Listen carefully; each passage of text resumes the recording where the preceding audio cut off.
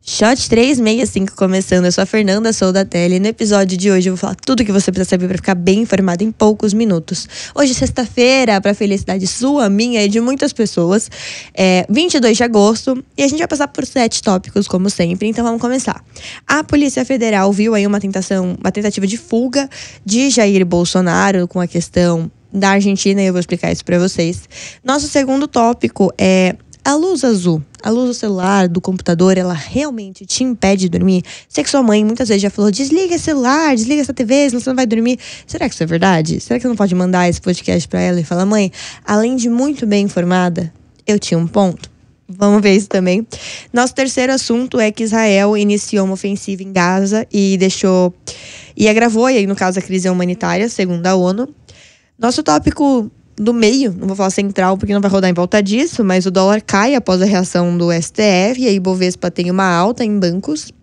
Vamos falar também sobre um vulcão subaquático nos Estados Unidos que pode entrar em erupção esse ano. E aí, isso é preocupante? Isso não é? Ele está embaixo d'água, né? Ele realmente pode fazer mal. Eu vou explicar tudo isso e várias outras perguntas que podem ter surgido na sua cabeça agora. E aí, nosso penúltimo assunto é que a Rússia lança aí novos ataques, deixa 15 pessoas feridas na Ucrânia, mesmo com muitos países pedindo a paz. E o nosso último assunto é que nasceu uma nova lua em Urânio. Isso foi descoberta, né? Não que nasceu. Mas eu vou explicar tudo isso e muito mais. Então, se você ficou interessado, bora começar. Bom, vamos falar aí sobre o Bolsonaro, Polícia Federal e todas essas pessoas. A Polícia Federal indiciou o Jair Bolsonaro e seu filho Eduardo por coação a autoridades envolvidas na investigação sobre a tentativa de golpe de Estado. O relatório da Polícia Federal aponta uma tentativa coordenada da dupla para pressionar o Judiciário e o Legislativo com o objetivo de obter anistia para os envolvidos nos atos golpistas de 8 de janeiro de 2023. Entre as provas, estas mensagens que sugerem tentativa de influenciar prisões políticas nos Estados Unidos contra o Brasil, como uma defesa pública das sanções anunciadas aí por Donald Trump. A investigação revelou que ainda uma minuta por pedido de asilo na Argentina, armazenada no celular de Jair Bolsonaro dias após a Polícia Federal apreender o seu passaporte. A polícia também aponta o envolvimento com o pastor Silas Malafaia, que teria articulado discursos de pressionamento ao ministro do STF, sugerindo, inclusive, represálias às suas famílias. Malafaia não foi indiciado, mas teve seu passaporte retido por ordem do ministro Alexandre de Moraes. Além disso, a Polícia Federal indiciou ligações de Jair Bolsonaro e Martin de Luca, advogado ligado a empresas do Trump, responsável por ações judiciais contra os Moraes nos Estados Unidos. Os investigadores indiciam que Bolsonaro teve acesso prévio à documentação de ação e teria influenciado nos rumores do processo. O STF deu 48 horas para a defesa do Bolsonaro se manifestar sobre o risco de fuga e o descumprimento da medida cautelares, que teriam sido violadas, inclusive no dia anterior à sua prisão domiciliar. Essa parte que você tem que prestar bastante atenção, porque eu posso estar aqui para te ajudar, tá? Vamos falar sobre a luz azul do celular e com certeza você já ouviu falar muito sobre ela. E se ela realmente não te ajuda na hora de dormir, ou se ela tem algum impedimento. A relação entre a luz azul e o sono pode não ser tão simples quanto você pensava. Embora os estudos indiquem que a exposição à luz azul de telas pode suprimir a melatonina, que é o hormônio do sono que muita gente agora anda tomando, né? Acabou ficando viral no TikTok, eu não recomendo isso, apenas se o seu médico recomendar. E as evidências científicas são mistas, limitadas por amostras pequenas e ambientes muito controlados. Alguns estudos não identificaram um impacto significativo. Especialmente quando o brilho da tela é baixo ou a distância do aparelho é maior, como no caso da televisão. Fatores como a exposição da luz solar durante o dia e a sensibilidade individual também influenciam aí no seu sono.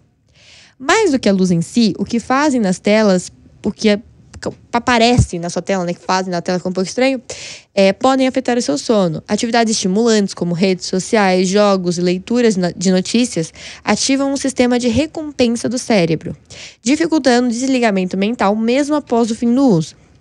Por outro lado, ver um programa leve ou já conhecido ou ler algo reconfortante pode ajudar as pessoas que sofrem com pensamentos repetitivos à noite. O segredo pode estar em como e com que propósito usamos os dispositivos antes de dormir. Pesquisadores destacam que o uso das telas sobre o sono varia de pessoa para pessoa. Em alguns casos, a tela pode ser menos nocivo do que lidar com pensamentos negativos na escuridão. A recomendação geral continua sendo evitar atividades muito estimulantes antes de dormir e separar o uso de dispositivos no momento de ir para a cama. Mas se você já testou isso e seu sono segue sendo bom, talvez para você a uma rotina pode mudar. Então é isso que você ouviu, né? Não é pra sair também jogando joguinho e ficando até madrugada. Não é isso que eu tô falando. Nesse ponto eu tô com a sua mãe. Mas assim, de pessoa para pessoa, às vezes isso pode funcionar para você. Bom, vamos falar o que está acontecendo com Israel nesse momento. Israel iniciou as primeiras etapas de uma ofensiva terrestre para tomar a cidade de Gaza, região onde vivem mais de 1 milhão de palestinos. Tropas israelenses já operam no bairro de Zeituan e Zabalha, enquanto milhares de civis fogem em meio aos bombardeios e alerta sobre retirada. O governo de Israel afirma que pretende eliminar o que considera últimos resíduos de terroristas do Hamas, mesmo diante de fortes críticas internacionais, como a da ONU e do Comitê Internacional da Cruz Vermelha, que alertam sobre o risco de agravamento da crise humanitária. O conflito se intensificou após o fracasso das negociações para cessar-fogo e a libertação de reféns. Israel afirma que ainda há 50 pessoas sequestradas em Gaza, das quais 20 estariam vivas. Já o Hamas acusa Netanyahu, presidente de Israel, de ignorar propostas de trégua e insiste que o país está promovendo uma guerra brutal contra os civis. A operação militar tem provocado novas mortes, incluindo famílias inteiras, e aumento de número de deslocamento forçado dentro da faixa de Gaza. Desde o ataque de Hamas e Israel em outubro de 2023, mais de 62 mil pessoas foram mortas em Gaza, segundo as autoridades locais. O cenário atual é considerado insustentável por organizações humanitárias, que pedem o cessar-fogo imediato, acesso para ajuda humanitária e proteção aos civis. Apesar dos apelos, Israel segue seu plano de controle total da cidade, ampliando a tensão na região. O dólar caiu após as decisões do STF. Mas por quê? O que está realmente acontecendo? O dólar caiu aí 0,51% na quarta-feira, fechando em 5,47 numa média, após 2 sessões de alta. A desvalorização foi impulsionada por fatores externos, como a expectativa no corte de juros nos Estados Unidos e a valorização da moeda emergente com a alta do petróleo. No Brasil, os investidores reagiram com cautela à decisão do STF, que invalidou sanções estrangeiras não homologadas, como aplicadas ao ministro Alexandre de Moraes pela Lei Magnitsky dos Estados Unidos. Mesmo com o alerta de Moraes sobre a punição de bancos que seguem ordem dos Estados Unidos, o mercado parece ter absorvido o risco político e as atenções se voltam agora para o simpósio de Jackson Hole, onde o presidente de FED, Jerome Powell, pode dar sinais sobre a política monetária. A ata do FED, divulgada ontem, foi considerada defasada, mas manteve a aposta de corte de juros em setembro acima de 80%.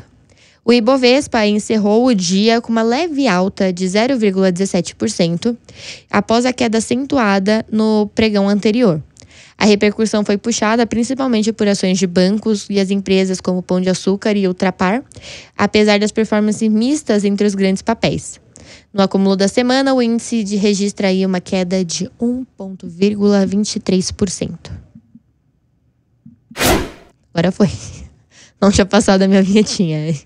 Bom, vamos falar sobre o vulcão subaquático. Se você tá em vídeo, se você não sabe, você pode abrir o seu Spotify, o seu YouTube, eu estou aqui, ó, tudo bom? E a gente tem aqui o vulcão subaquático dos Estados Unidos, que pode entrar em erupção, obviamente não é ele, é uma imagem de termômetro, né? Mas os cientistas alertam para uma possível erupção do monte submarino axial, localizado a 1,6 quilômetros de profundidade, a cerca de 480 quilômetros da costa de Oregon, nos Estados Unidos.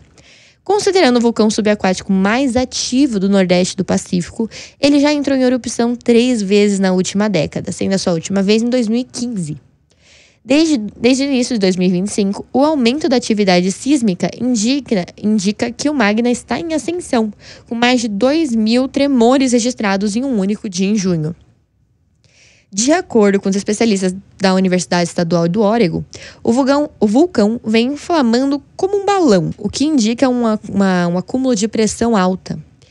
Apesar disso, os pesquisadores explicam que, por estar em um mar profundo e diante da costa, ele não representa uma ameaça direta à superfície ou à população.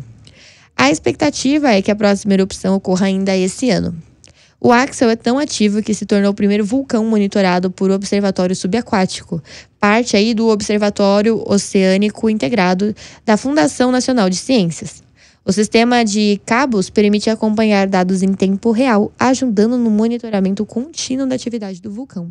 Eu acho uma loucura pensar que tem um vulcão embaixo d'água. Para mim, é top coisas que eu entendo, mas não aceito muito. Para mim, no fundo, não faz muito sentido. Vamos falar agora sobre a Rússia, esse é o nosso penúltimo tópico. Eu falei que era rapidinho, eu falei que estava acabando. E o que aconteceu? A Rússia lançou uma série de ataques com drones e mísseis contra a Ucrânia durante a madrugada de quarta-feira, atingindo principalmente as regiões de Sumy, no norte, e Odessa, no sul do país. Ao todo, 15 pessoas ficaram feridas, incluindo 3 crianças pequenas em Sumy. A primeira-ministra da Ucrânia classificou os ataques como atos de puro terrorismo, por atingirem áreas residenciais durante a noite. Segundo a Força Aérea Ucraniana, Moscou lançou 93 drones e 2 mísseis, dos quais 62 drones e um míssil foi interceptado. Na região de Odessa, o ataque provocou um grande incêndio em uma instalação de combustível e energia, deixando um ferido. Já em Poltava, no centro do país, uma unidade de transporte de gás foi danificada. O Ministério de Energia da Ucrânia afirmou que desde março instalações do setor foram atacadas 2.900 vezes. Apesar dos esforços diplomáticos dos Estados Unidos para um acordo de paz, a guerra iniciada em 2022 segue sem uma perspectiva de fim. A Rússia mantém o controle de cerca de 20% do território ucraniano e continua atacando infraestruturas estratégicas, enquanto a Ucrânia realiza operações ofensivas dentro do território russo. Ambos lados negam mirar nos civis, mas milhares já morreram, em sua maioria ucranianos. Falando aqui sobre o nosso último tópico, a gente vai falar sobre a nova e minúscula lua descoberta na órbita de Urano. Você pode ver aqui, eu tenho um mapinha e tem uma bolinha bem pequenininha ali, uma bolinha diferente, e seria onde ficaria essa nova lua. Essa nova lua foi descoberta, aumentando para 29 o número de satélites naturais conhecidos do planeta. A identificação foi feita em 2 de fevereiro de 2025 por uma equipe de Southwest Research Institute, nos Estados Unidos, utilizando o telescópio espacial James Webb da NASA. Com apenas 10 quilômetros de diâmetro, o corpo celeste passou despercebido por décadas, até mesmo pela sonda Voyager 2, que sobrevoou Urano nos anos de 1980. Segundo cientistas, a pequena lua foi localizada entre as órbitas de Ofélia e Bianca, as 2 luas maiores que orbitam, estava certo, perdão, só uma palavra muito estranha, o plano equatorial de Urano. A complexidade do sistema de luas e anéis do planeta sugere uma história caótica, e os pesquisadores acreditam que outras pequenas luas ainda possam ser descobertas. O novo objeto é mais tênue e menor do que todas as luas internas conhecidas até então. Provisoriamente, ele está sendo chamado de S2025-UI-U1. S2025-U1. É difícil falar isso. A Lua ainda guarda um nome oficial, que será escolhido com base nos personagens de Shakespeare. Olha, eu falando Shrek, seria muito melhor se fosse Shrek, desculpa. Shakespeare ou Alexandre Pope, seguindo a tradição uraniana. A decisão final será feita pela União Astronômica Internacional, órgão responsável por batizar corpos celestes em todo o mundo. Aproveitando isso, se você pudesse dar um nome para essa lua, qual seria o nome que você daria para essa lua? Eu acho que só porque eu falei o Shrek, eu acho que seria muito bom a gente ter uma lua chamada Shrek. Olha o Shrek ali, seria maravilhoso. Mas achei legal que já dão nomes temáticos aí, né? Como as próprias histórias de Shakespeare. Bom, e assim eu encerro o shot de hoje. Eu espero que você tenha um ótimo final de semana. Eu estou com você segunda que vem. Segunda, os episódios saem um pouquinho mais tarde. Eles saem por volta de umas 10 horas da manhã. Mas eu estarei aqui, eu prometo. E eu espero que você tenha um bom final de semana. E eu te espero até lá. Tchau, tchau.